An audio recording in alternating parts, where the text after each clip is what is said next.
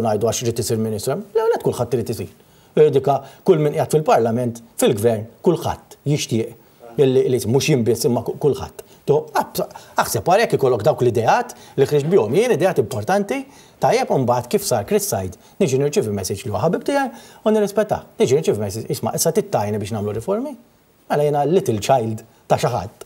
Bir-rispett kollu. Waqt il-programma bla aġenda fuq l-istazzjon laburista, Franco De Bono f'diversi ċirkostanzi tkellem dwar is-suċċessi tal-karriera tiegħu u insista li hu ħaqqu javvanza ħafna aktar minn ħaddieħor. Bħala student dejjem kun student top student dejjem top marks, tajjeb.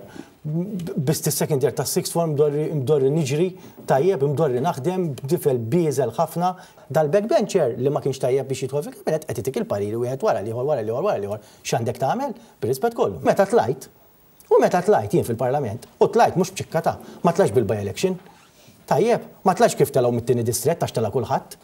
Tajjeb għax reġgħu ċedew is-siġġu telgħu u telgħu li erba' li kien hemm. Jien tlajt flok Ministru u Segretarju Parlamentari. Jien mhux biss ma tħallx fil-kabinet meta tlajt, talli laqqas biss għamluni fuq kumitat Soliet in-Nies. Mur ara il-rekord tal-Parlament, laqqas biss għamluni fuq kumitat Soliet in-Nies. Biex inti jekk jiena tlajt kif tlajt, ittini biex ħajlek iddaħħalni fil-kabinet, tikka diskrezzjoni tiegħek. Imma tpoġġini fuq kumitat Soliet in-Nies kif jixraq li jien.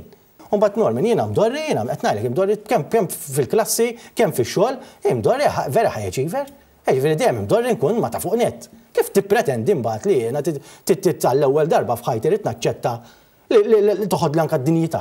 B'dan ir-ritmu jien, jekk inti kull darba tżommni lura u ma tħallinix nikkontribwixxi u ma tinvolvinix minkejja li t-talenti tiegħi jitkellmu waħedhom, jiena laqqas la jkolli 7 sena ma ħankun lest, ma ħankun preparat. Mhux għax m'għandix talenti, jew m'għandix kwalitajiet, rispett kollu jiena m'għandix bżonn. Tajjeb jien għandi kwalitajiet li għandi kulħadd jaf u m'għandix bżonn. Franco De Bono tkellem b'mod negattiv dwar il-kollegi tiegħu fil-Partit Nazzjonalista. Jiena xtaqt ħallewni nagħti semi bil-kwiet kif ħallew il-ħadd ieħor, anke minn forsi poġġih f'kariga u hekk tħares jagħmel f'dawn l-4 snin m'għamel xejn. Batejt tajjeb minn qatt ma tani opportunitajiet, minkejja li kien forsi jistħoqli opportunitajiet kif tal il-ħadd ieħor, tajjeb li forsi m'għandhomx it-talenti jew l-attribwiti l-għandien. Jiena l-aħħar elezzjoni ġibt 1100 vot qabel din. Darba tlajtu ġibt 1000 vot. L-elezzjoni ta' qabel ġibt 1100 vot. Helen D'Amato ma teletx, ġabet 1200 vot. Għamluha kummissarju ta' tfal. Tajjeb, meta telet bil-by election saret segretarju parlamentari. Franco De Bono tkellem ukoll dwar il-fatt li fl-10 snin li għamel kandidat qatt ma kien fuq board. Jiena għamluni fuq board 10 snin kandidat. Laqqas qatt tagħmluni fuq board jiena 10 snin kandidat, mhux għax trid tinkuta. Waqt il-programm Franco De Bono qal li hu kien tar-riżenja tiegħu lill-Partit Nazzjonalista. Jiena riżenjajt mill-partit xi 4 xhur ilu.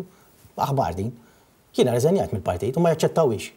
Brabta ma' dan il-Partit Nazzjonalista preċiża li Franco De Bono tefa' riżenja tiegħu diversi drabi iżda dejjem irtira.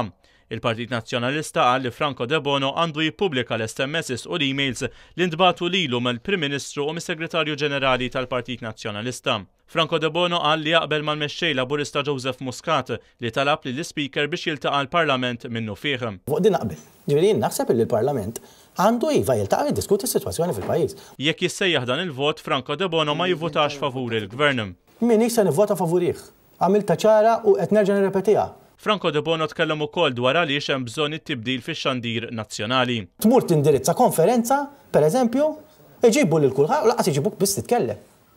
Fl-aħħar nett skont Franco De Bono r-riformi fil-ġustizzja huma aktar importanti mill-ekonomija u l-postijiet tax-xogħol. L-ekonomija importanti, però dawn huma iktar importanti.